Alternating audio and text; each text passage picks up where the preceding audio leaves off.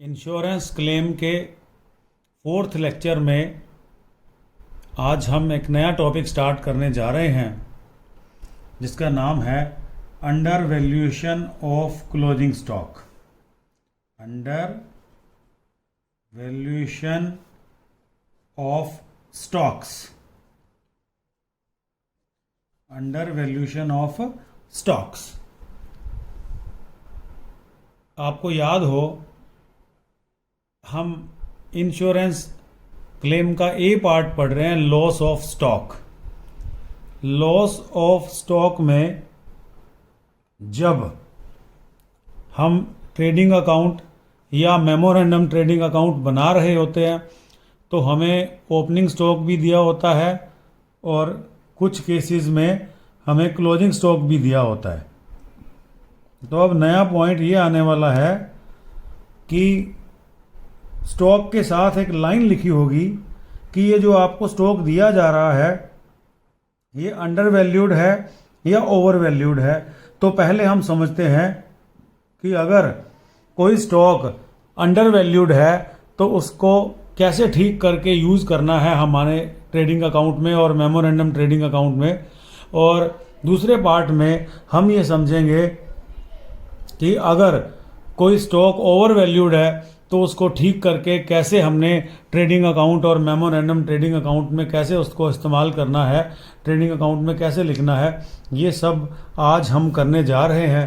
तो सबसे पहले मैं बताता हूँ कि अंडर वैल्यूएशन ऑफ स्टॉक्स में हमें क्या करना है। जब स्टॉक की सही वैल्यू निकालने के लिए फॉर्मूले का यूज़ करना है, वैल्यू ऑफ स्टॉक ओरिजिनल कर देते हैं। Original value of stock is equal to given value जो आपको दे रखी है। गिवन वैल्यू का मतलब होगा अंडर वैल्यू। जो आपको वैल्यू दे रखी है वो अंडर वैल्यू है। गिवन वैल्यू के साथ ये बताया हुआ कि अंडर वैल्यू है इंटू 100 ओवर 100 माइनस रेट। यहाँ रेट का मतलब है रेट ऑफ अंडर वैल्यूएशन। यहाँ रेट का मतलब है रेट ऑफ अंडर वैल्यूएशन का रेट क्या है। हम एक एग्जांपल लेते हैं। मान लीजिए आपको दिया हुआ है opening stock. Opening stock is equal to 27,000 और लिखा हुआ है stocks are undervalued by 10%। Stocks are undervalued by 10%।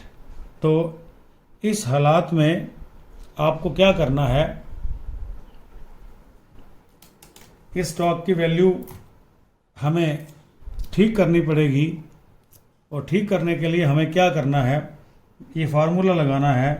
मैंने आपको बताया है ओरिजिनल वैल्यू या कह सकते हैं कॉस्ट जितने का हमने लिया था, ये भी वर्ड इस्तेमाल कर सकते हैं। हमारी मर्जी है, ठीक करी हुई वैल्यू निकालनी है हमने। वो कहते हैं हमारा स्टॉक है 27,000 और हमने इस स्टॉक को 10% कम करके दिखाया हुआ है। अब क्यों किया, ये उनकी पॉलिसी होती है। कई बार स्टॉक पुराना हो जाता है तो कंपनी क्या करती है, दुकानदार क्या करता है, उस स्टॉक की वैल्यू कम करके दिखा देता है। तो इंश्योरेंस क्लेम निकालते समय हमें जो वैल्यू का इस्तेमाल करना है, ट्रेडिंग अकाउंट बनाते समय हमने जो स्टॉक की वैल्यू लिखनी है, चाहे वो ओपनिंग है चाहे वो क्लोजिंग है, ये तो आपको एग्जांपल दे रहे हैं, आपको ठीक करी हुई वैल्यू लिखनी है। और उसका फार्मूला रहेगा कॉस्ट ऑफ स्टॉक या original value of stock is equal to given value. मान के चलिएगा गिवन वैल्यू वो अंडर वैल्यू होएगी। अंडर वैल्यू जो कम करके दिखाई हुई है इंटू 100/100 माइनस रेट। तो हमें गिवन वैल्यू 27,000 है इंटू 100/100 माइनस 10% इन्होंने कम करके दिखाया है स्टॉक को। तो फॉर्मूला लग जाएगा 27,000 इंटू 100/90 इज इक्वल टू 30,000। अब आपको न्यूमेरिकल क्वेश्चन करते समय 30,000 लेना है, 27,000 नहीं लेना है। ये ध्यान रखना है कि आपकी कंपनी ने स्टॉक की वैल्यू कम करके कितनी कर दी थी 27,000, और साथ में आपको बता दिया ये जो 27,000 आपको दिया हुआ है ना, ये वैल्यू कम करी हुई है। तो आपको क्या करना है, इंश्योरेंस क्लेम निकालते समय स्टॉक की वैल्यू को पैसे ठीक करना है। अब हम नेक्स्ट टॉपिक में हम पढ़ने जा रहे हैं कि अगर स्टॉक की ओवर वैल्यूएशन कर रखी हो तो उस ओवर वैल्यूएशन को ठीक कैसे करते हैं। अब हम पढ़ने जा रहे हैं कि ओवर वैल्यूएशन ऑफ स्टॉक्स में हमें क्या करना है। बिल्कुल सेम है। ओवर वैल्यूएशन ऑफ स्टॉक्स में हमें क्या करना है कि फॉर्मूला थोड़ा चेंज होगा। कॉस्ट ऑफ स्टॉक, या हमने इसका नाम रखा था ओरिजिनल वैल्यू। ओरिजिनल वैल्यू निकालने के लिए आपको क्या करना है, given value into 100 divided by 100 plus rate. पहले माइनस रेट करते थे, अब माइनस रेट की जगह प्लस रेट करना है। आइए एक एग्जाम्पल के थ्रू हम समझते हैं। मान लीजिए आपको कोई भी ओपनिंग क्लोजिंग स्टॉक दिया हुआ है 33,000, ठीक है, और साथ में आपको बोला गया है स्टॉक्स आर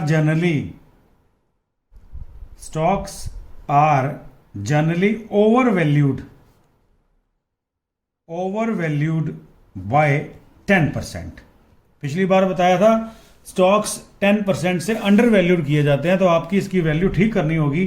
फिर न्यूमेरिकल क्वेश्चन को स्टार्ट करना होगा।